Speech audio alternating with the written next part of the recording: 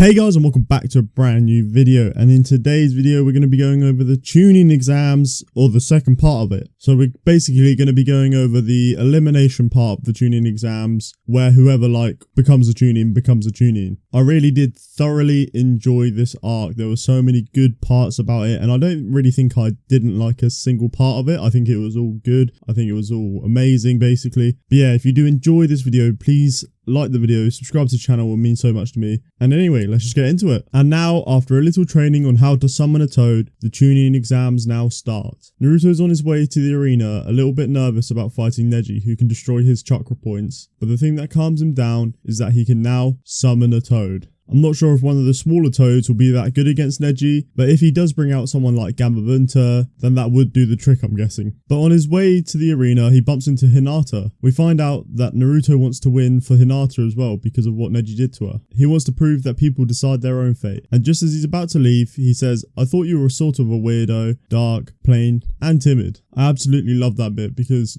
Hinata just has a massive crush on Naruto, but Naruto just doesn't realise. But then he does finish it off with, "I think I kind of like people like you," which I think was kind of cute, but then it was also kind of parring her off, just people like you, not you, people just like you. But off Naruto goes to fight one of the strongest genin. The fights are being held in a massive Colosseum type stadium with the whole seating area filled with people cheering them on. With the Hokage and the Kazekage in their own boxes together, it would be quite scary to fight in front of that many people, especially if you mess up or if people aren't enjoying your fight. It would be very bad if just everyone hated your fight, but all the contestants are stood in the middle. There is one notable name who isn't there yet, which is Sasuke. Dosu also isn't there, but we already know that Dosu was killed by Gaara before the fights even started. But it is very surprising that Sasuke hasn't shown up yet. It's lucky that he isn't the first fight. We start with the first fight of Neji versus Naruto, the child prodigy of the Hyuga clan versus the demon child with the nine-tailed fox. As the fight starts, we get to know that the shadow clones are very effective against the Byakugan, since it distributes the chakra throughout the bodies of all the clones, where Neji can't tell the difference between the clones and the real Naruto. But Neji's hand-to-hand combat is so good that no matter the amount of shadow clones Naruto makes, he can never get a good hit on Neji because of the difference in skill between the both of them. In the crowd, Hinata is watching the fight, but she suddenly collapses, coughing up blood because of the amount of damage she took during the fight against Neji, which happened a month ago. But she gets healed by an Anbu Black Ops member that turns out to be Kabuto, who's wearing a disguise. During the fight, Neji is really underestimating Naruto because Neji thinks it's Naruto's destiny to lose to him. Neji thinks that Naruto is in the back of his shadow clones because he doesn't want to get close to Neji, but it wasn't, so it gave Naruto an opportunity to get a punch in on Neji. But as his fist is about to hit Neji, he uses this move to block the attack, where he makes a massive blast of chakra come out of his chakra points, which makes a massive force field around him. It kinda reminds me of the Colossal Titan's ability, where he uses steam to protect himself. This defense of Neji's is a very high level jutsu, which is Jonin level, and the defense itself is better than Gaara's ultimate defense.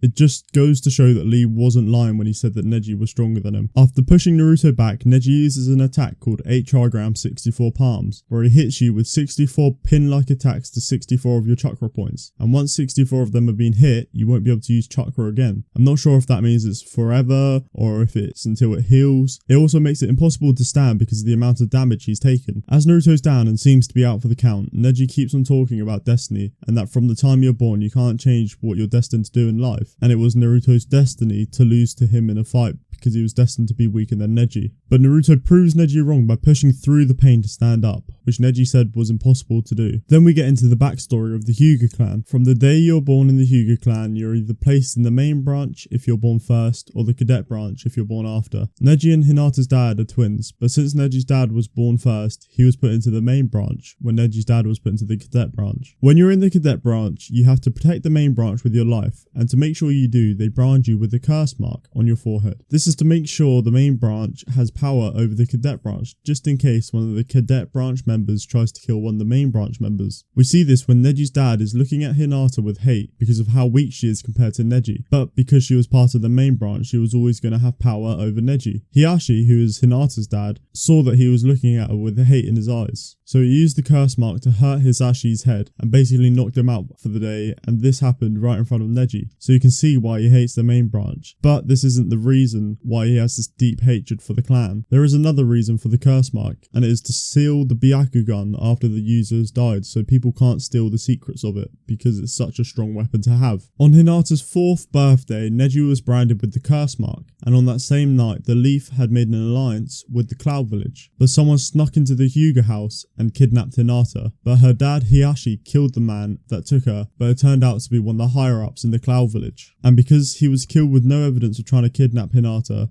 the Cloud demanded the head of Hiashi so they could get the Byakugan. But it just so happens that Hiashi has an identical twin brother who has the mark that will seal the Byakugan once he's killed. So they use him instead so he can protect the main branch. Hearing this, Naruto vows to change the Hyuga clan when he becomes Hokage, so something like this will never happen again. So he then uses the Nine-Tails chakra to unblock his chakra points, which is crazy, but it worked. So now he can use chakra again to fight Neji. It was a bit of an arse pull, but we move, It happens and stuff like this. And this is when it got so hype. Because Naruto can use some of the Nine-Tails chakra, the crowd and even the Hokage are shocked because he can utilise some of the power. After getting the increase in chakra, Naruto's physical attributes have been improved massively. They both charge at each other for one last punch and get blasted away. Neji is the first one to get up from the attack, and he walks up to Naruto, who's still on the floor with a smug face, as he thinks he's just won. But Naruto shoots out of the ground and punches Neji in the chin and makes him unable to move. So Naruto wins, and I really did have this proud moment since he beat Neji and he's starting to get the recognition from the crowd that he deserves because he's just done so much for the village, and it's so good that he's finally starting to get the recognition that he deserves from it. After the fight, while Neji is getting treated in the medical room, Hiashi approaches him to tell him the truth about his dad's death. Hisashi wasn't forced to die for the main branch. He chose to die to protect his brother and to die in a way he wanted to, rather than being forced to die how the main branch wanted him to. Which should kind of change Neji's opinion on Hinata and Hiashi, and hopefully it makes him change his thoughts on fate and that you can actually choose how you live. The next fight is Sasuke versus Gaara, but Sasuke still hasn't shown up. He's just about to be disqualified, but then the Kazekage asked them to hold off on disqualifying Sasuke because everyone came to watch the fight since he's the last member of the Uchiha clan. So now he's given until the end of the last game, which is Shikamaru versus Temari. And obviously this really annoys Shikamaru as he has to fight a game earlier now and he can't be bothered to fight. Next we have Kankuro versus Shino. But because Kankuro doesn't want to reveal an ability because he's going to be using it on the attack against the Leaf, he withdraws from the fight. So now Shikamaru has gone from the last fight to the second fight. Now we have Shikamaru versus Temari. This fight made me absolutely love Shikamaru. When it was time to fight, he was about to forfeit, but then Naruto pushes him down into the arena, so he was forced to fight. And as he's led on the floor, he's talking about how he envies the clouds because they don't have to do anything all day. They just coast around in the wind. But Temari gets too eager to start the fight that she goes to attack him as he's on the floor. And as she goes to slam her fan on him, he throws 2 kunai in the wall and stands on them. And as he's standing on them, he says the coldest thing. He says, "I don't really care whether I become a Chunin or not, but I can't stand the idea of losing to a girl." Temari has a really cool ability where she uses like wind attacks, and I think that the fan that she uses enhances her wind jutsus. She's also very smart and is very good at coming up with strategies, which Shikamaru also does. So it's a battle of who can think the most steps ahead to outsmart their opponent. Now let's talk about Shikamaru's jutsu because it is a really cool jutsu. So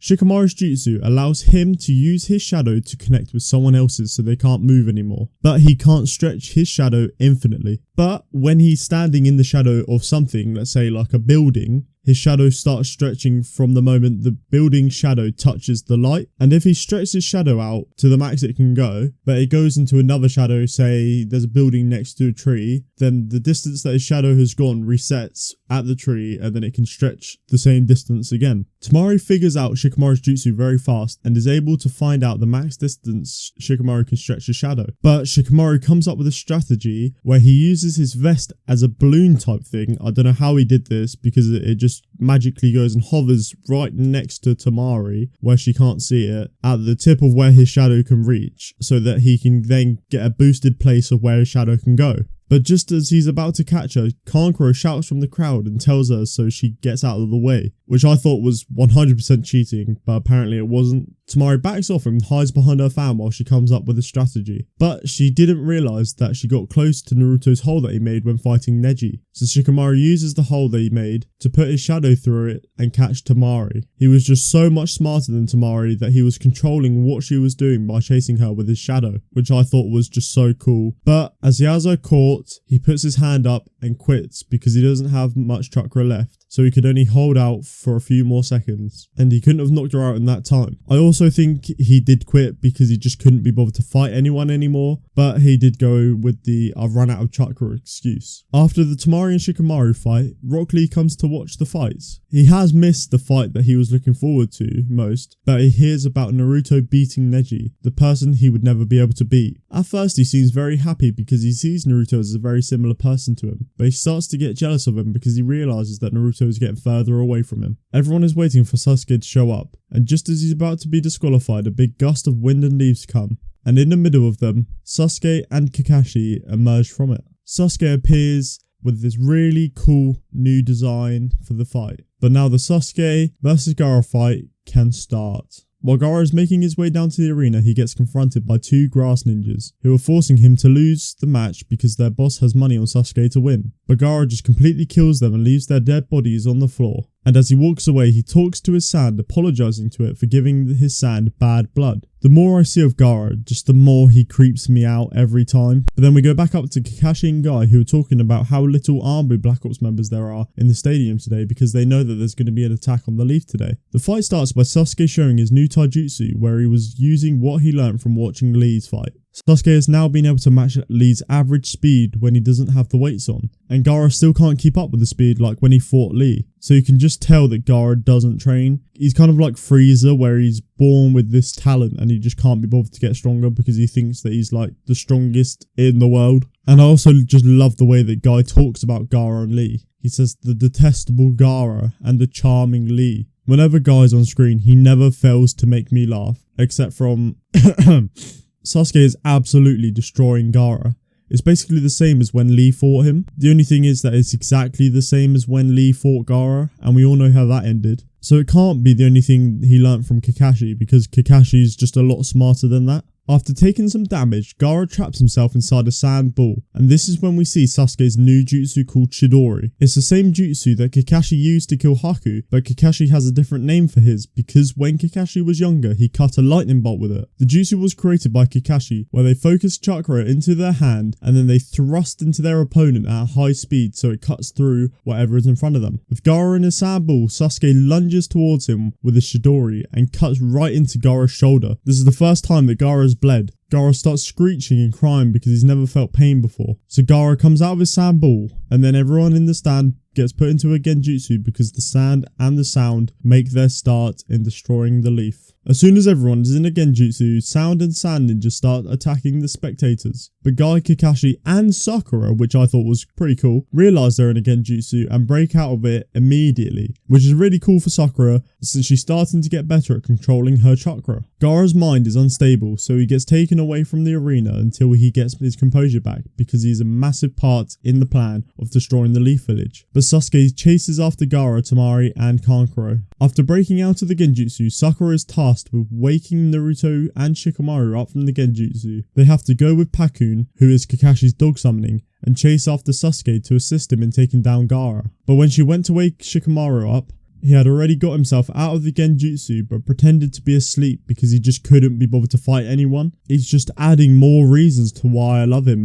He's just such a good character, man. I love him. As they're on their way to Sasuke, they realise that they're getting followed by other ninja. So Shikamaru comes up with a plan for him to drag the people who are following him away and to catch them in a shadow possession jutsu to let Naruto, Sakura and Pakun get away. He catches the Sound Ninja in the possession jutsu, but as we saw in the fight against Tamari earlier, Shikamaru had low chakra and he could only hold them in the jutsu for a couple seconds. And as he's about to let go of them, Shikamaru basically sums up the life I want: to get enough money to retire at not too old of an age, to have a son and a daughter, and a wife that's not too pretty but not too ugly. But Shikamaru lets go of the jutsu, and just as he's about to be killed, Asuma jumps down and takes down the Sound Ninja so easily, and my boy Shikamaru survives another fight. But at the Leaf Village, we see that the Kaze Kage who was next to Hiruzen was Orochimaru dressed up as the Kaze Kage. So Orochimaru takes off his disguise and holds Hiruzen hostage. So then more of Orochimaru's men come out and put up a barrier around him to trap Hiruzen and Orochimaru together so they can fight without any interruptions. So the fight starts between Hiruzen and Orochimaru, and I was so excited for this because Orochimaru has been built up to be this strong character and Hiruzen is supposed to be the strongest character in the Leaf Village. The first jutsu we see is a Shadow Shuriken jutsu from Hiruzen, which I thought was amazing because he can create as many shurikens as he wants, and if you're a normal shinobi then you'd probably die from the jutsu. But Orochimaru blocks it by using his reanimation jutsu where two coffins come out of the ground. A third one is about to come out, but Hiruzen stops it by throwing shuriken at it. The reanimation jutsu is where the user can pull a person's soul back from the afterlife and put them in a sacrificed body. And when the soul goes into the body, the person dies and gets covered in ash to look like the person who just entered the body. The two people he revives are the first and second Hokage, and I'm guessing the one that Hiruzen stopped was the fourth Hokage, but that's just a guess. I don't know if Hiruzen knew who was going to be in the third coffin and got scared because the fourth Hokage is the strongest Hokage, or if he thought fighting three people who can regenerate will be really hard to defeat. But Hiruzen does still have to fight two of the previous Hokage who are really powerful. One of them uses a water jutsu that even shocked the Anbu with how powerful it is without any water being around them. And the other Hokage uses wood style, which I thought wouldn't be a move because I thought that they could only use base elements like water, fire,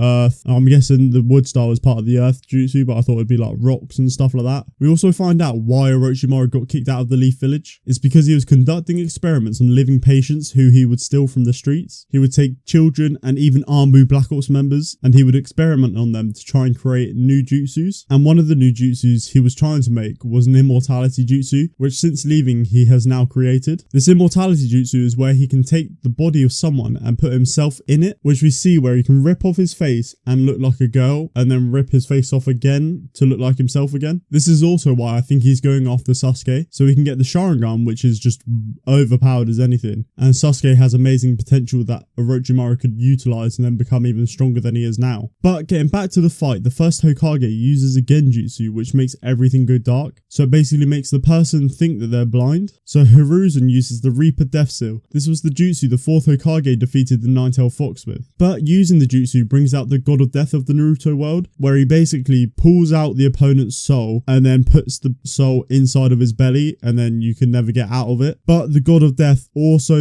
pulls the person who's using the jutsu soul out with the other person's soul. So basically what that means is this will be Hiruzen's last fight. But before Hiruzen uses the Reaper Death Seal, he makes two shadow clones to take out the first and second Hokage souls with the jutsu, and then with his main body he holds onto Orochimaru's soul. So then we go over to Sasuke where he's caught up to Gaara, Kankuro and Temari, but because Gaara is still out of it, Kankuro stays back to fight Sasuke and to give time to Gaara to wake back up again. But as they're about to fight, Shino comes up behind Sasuke and tells him he wants to fight Kankuro because he withdrew from their fight. Shino starts to fight Kankuro and it is a really cool fight. Shino is just this really strong character and his bugs give him a really cool fighting style, especially against the puppet user. I think it's so cool the way that he can use a female bug to get the location of his opponent, because he puts the female bug on the person and then the male of the same species will be able to find her without the other person knowing it's on them because of the smell that the female bug gives off that normal people can't smell. Shino also uses this bug clone that's basically the same as a shadow clone, but instead of using shadows, it uses bugs that I think was really cool the way that he can do stuff like that. But Kankuro uses poison gas to beat Shino. So while the poison gas is taking effect on Shino, he gets bugs to crawl along Kankuro's chakra strings that he uses to control the puppets to like smother Kankuro. I don't know how he gets knocked out by it, but anyway, the fight ends in a draw where Kankuro's down because the bugs have just like knocked him out or something like that, and Shino is paralyzed by the poison. Sasuke again catches up to Gaara and Temari, and just as Temari is about to fight Sasuke, Gaara wakes up and flings her against the tree.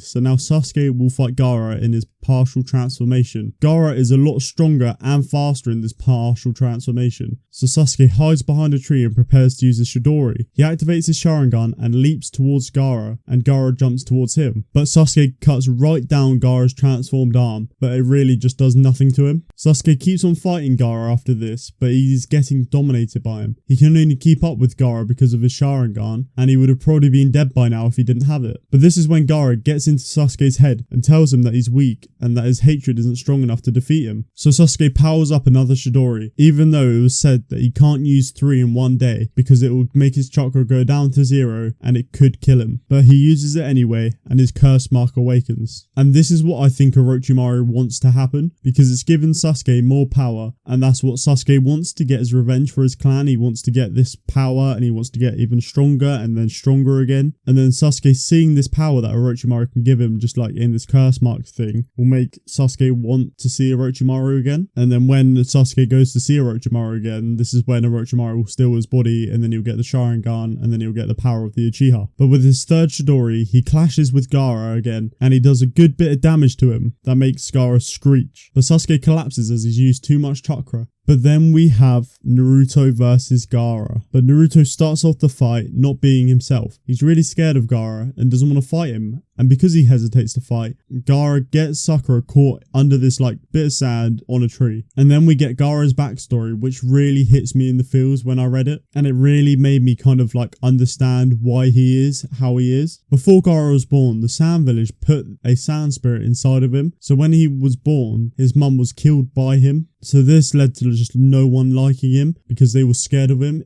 Even his family members were just scared of him and just didn't talk to him or anything. But one day, Gaara saw people playing with a football, but then they accidentally kicked the ball on top of this ledge that they couldn't reach. So Gaara used his sand to get the ball back for them, but as he goes to give it to them, everyone runs away from him because they're just all scared of him. And then this obviously makes him feel sad, just because imagine you're this 6-year-old, I guess, trying to have fun, trying to go play with these kids, and then everyone just runs away from you because they're scared. And when he gets upset, his power goes unstable, so he grabs one of the children who were running away and he like hurts them. But there was one person who was kind to him, which was his uncle. His uncle was there for him whenever he went out of control to calm him down. And after he went out of control this time, Gaara's on his own trying to basically kill himself just so he can feel a bit of pain because he's never felt pain before. And so then Gaara asks his uncle what pain is and what it means to feel pain, because obviously Gaara has never felt pain before because the sand just protects him all the time. So Yashimaru explains to Gaara what pain is. So then Gaara points to his heart and says that he feels pain here, talking about how he has a broken heart. And so Yashimaru tells Gaara that the only way to fix a broken heart is through love, and that he has a lot of love from his mother, and that's why the sand protects him, because it's his mother's love that's protecting him. So after this talk with Yashimaru, Gaara goes up to this person who he hurt and gives him some ointment, but the person just slams the door in Gaara's face and tells him to go away. And so Gaara goes up to this roof, and as he's sat up there, someone tries to assassinate him. The assassination obviously fails because the sand just protects Gaara all the time, but Gaara fatally injures him, and as Gaara takes off the person's mask to see who tried to kill him, it was his uncle. His uncle tried to kill him because Gaara's dad, who's the Kage, ordered him to do it, but Yashimaru tells Gaara that he could have rejected it, but he did it anyway because he secretly hates Gaara because he killed his sister. After reading the backstory, you can see why he loves to kill people, and that's the only thing that makes him feel alive, because he has nothing else. He's literally empty inside. But then we jump back to present day where Gaara and Naruto are fighting. Naruto tries to summon Gamabunta but fails horribly and summons this little frog, and now Gaara nearly has all of his body transformed. So Naruto decides to fight him. He creates a couple shadow clones as a decoy so he can get behind him and shove an exploding kunai in his ass. It just so happens that this is his weak spot since he hasn't fully transformed there, and he does a decent amount of damage. But after he sticks the kunai up in his ass, Gaara hits Naruto away. Sasuke gets up and says to Naruto to take Sakura and run, and Sasuke will hold Gaara off for as long as he can. This reminded Naruto of what Haku said about how you truly become strong when protecting people you love. So then he creates 1000 shadow clones, which is mental because the most we've seen before is when he was fighting Mizuki and Naruto created 100. So Naruto with his 1000 shadow clones launches an attack on Gaara, which does a lot of damage to Gaara and makes him fully transform into this massive beast that looks like it's made of sand. And it does really remind me of the same thing that Naruto has inside of him, the way that it's like this power that's inside of him and then it comes out to be this massive beast. There's also this one panel where we see Naruto's eye close up and it looks like the nine-tailed fox's eye, and it's kind of like the Ninetales is just reacting to this transformation. But Naruto gets covered in sand, and when he's about to be crushed, he summons Gamabunta. At first, Gamabunta just doesn't want to get involved with this fight at all, but the frog that Naruto summoned earlier was Gamabunta's son, and because Naruto protected him, Gamabunta decides to help Naruto. Now this battle was absolutely massive. The moves that they use are like natural disasters, and they're taking massive chunks of this forest out just so effortlessly, just by like dropping his sword. This like whole area just gets wiped out, and it's like creating loads of rain, or looks like rain, that where it's Gamabunta's jutsu colliding with one of Shukaku's jutsus to make rain like appear. And as Sasuke is just watching this fight, he's feeling really sad just because of how strong Naruto is getting and how strong he actually is, because he knows that he would never be able to fight this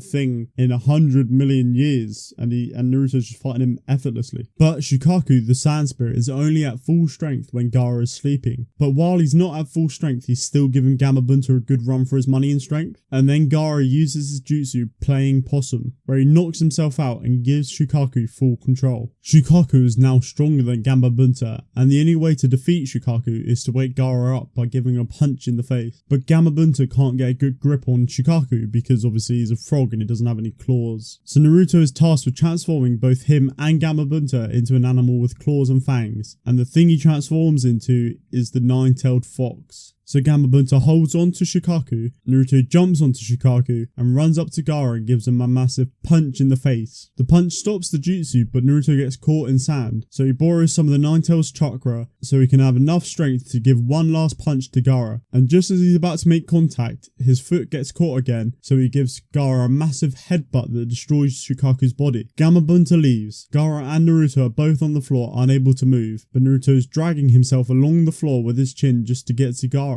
As Naruto's on his way to Gaara, he tells him that he knows how Gaara feels because he was like him when he was younger. But Naruto found people who love him and made him happy, but Gaara never had that. And then Gaara realises that Naruto won because he was fighting to protect people rather than fighting for himself. But Sasuke comes to get Naruto to take him away, and Kankuro and Temari both come to take Gaara away. And while they're leaving, Gaara apologises to them what seems to be the first time. We now go back to the climax of the Hiruzen vs Orochimaru fight. The fight had been going on for an hour now, and most of it was just a tug of war with Orochimaru's soul. Hiruzen then runs out of strength to pull out all of Orochimaru's soul, so he decides just to take the soul of Orochimaru's arm so he can never use jutsus again, and in doing so, Hiruzen dies. Orochimaru then gets taken away by the people who put up the barrier around the fight, and one of them is like this spider who shoots out webs, which I thought was pretty cool. But that is the end of the fight, and the Leaf Village hasn't been destroyed. And with the final chapter of the arc, we are met by two people who are looking over the Leaf Village. One of them looks like a fishman from Fishman Island in One Piece, and the other one looks like it could be Sasuke's brother, since he's got two Sharingan, and Sasuke's clan was obviously wiped out. 2 days after Orochimaru attacked, the Hokage has his funeral. We get to see how the Hokage had impacted a lot of people's lives, like Iruka, who just after the Nine-Tails attacked lost his parents, and Hiruzen was there to look out for Iruka and try to cheer him up, and that he has inspired the next generation of shinobi and he's given them the will of fire. We also get to see a bit more of Kakashi's character. We find out that the reason why he's always late to things is because every morning he goes to the grave of his friend called Obito, who has his name written on that stone that Naruto wanted his name to be written on during the bell test, and that the reason why he stays at the grave for so long is because he's apologising to his friend for being such an idiot. So what I think is that Kakashi failed to save him in a battle and that he feels guilty for doing so. We also get to see Jiraiya's team when he was a Genin. His teammate was Orochimaru and his teacher was Hiruzen, which I thought was just really cool, and that I didn't know unless I just did forget about it. And the next arc is called Search for Tsunade, who I think could be the next Hokage, just since that they're going to be looking for someone after the Hokage's passed away, because they are looking for a new Hokage, and I just can't see Jiraiya being it, since he's a massive perv that spies on women in the hot springs. But I'm really excited to start the next arc because I'm just really enjoying Naruto right now, and it's just full of action and has a really good story. I think that Gaara is my favourite antagonist so far, but very closely followed by Orochimaru. It'll be interesting to see how they come back, since Orochimaru has lost the use of his arms and he will definitely want to get revenge on the Leaf Village again, just because of everything that's happened to him now. But that is where I will be ending the video. I hope you did enjoy, and in the the next episode, we will be reading from chapters 140 to 171. So another long one, but I'll try to get it out as soon as I can. I hope you enjoyed, and it will mean a lot to me if you did subscribe to the channel, and I will see you in the next episode. Have a great day or great night wherever you are, and peace.